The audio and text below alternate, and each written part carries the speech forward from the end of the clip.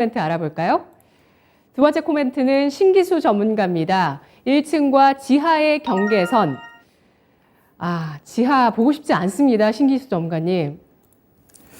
예, 뭐 저도 보고 싶지 않고요. 예, 근데 이제 일단은 좀 열어두고 나서 그리고 나서 좀 확인해야 될 것들이 좀 아직 있는 것 같아요. 일단 미국의 그 CME 선물 쪽에서 그 자이언트 스텝 확률은 82%, 울트라 스텝 확률은 그 자이언트 스텝이면 0.75%고요. 울트라 스텝이면 이제 1%인데 20% 이렇게. 그러니까 자이언트 스텝 쪽으로 이제 많이 기울어요.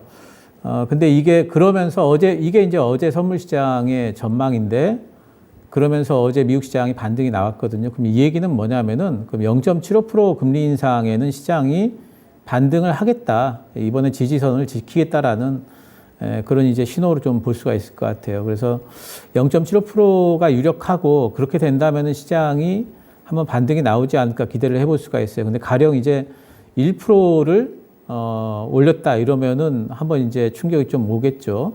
근데 충격 이후에 또 이제 또 바닥 잡고 금방 또 올라올 걸로 또 생각을 합니다.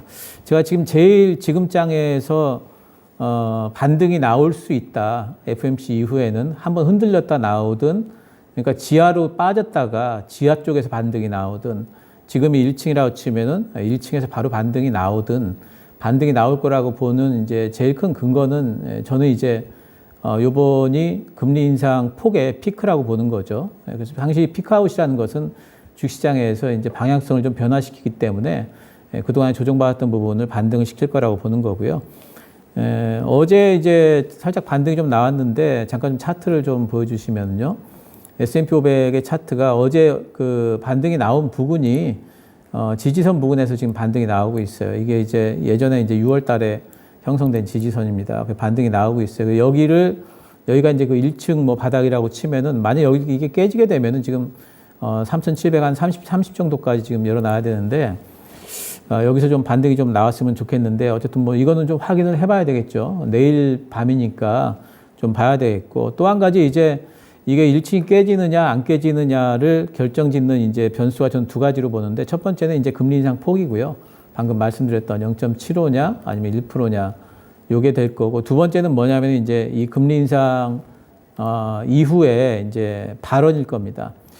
그 이후의 발언에 대해서 이제는 시장이 아마 이제 연준 쪽에서 금리 정책과 관련된 발언에는 시장이 그렇게 크게 반응을 안 할 것 같아요. 왜냐하면은 이미 뭐 멘션 피크라고 제가 지난번에 뭐 표현을 드렸듯이 금리 정책과 관련해서는 연준 쪽에서 이미 나올 만큼 상당히 좀 강한, 더 이상 나오지 못할 만큼의 강한 발언이 이미 나와버렸기 때문에 금리와 관련된 부분에서는 뭐 그 고금리를 계속 갈 거고, 그리고 금리 뭐 인하는 내년까지는 없을 것 같고, 뭐 이런 얘기들은 해놨기 때문에 거기에 대해서 크게 반응은 안 할 것 같아요. 근데 이제부터 시장이 더 주목할 건 뭐냐면은 금리 인상 폭의 피크를 찍었고, 그리고 금년 말로 4.0까지 간다면은 당분간은 금리 인상이 없을 수도 있어요. 그렇다면 이제 금리 인상도 금리 피크도 이제 얼마 안 남았다. 그렇다면 이제 사람들이 실적이나 경기에 더 민감해질 수가 있어요.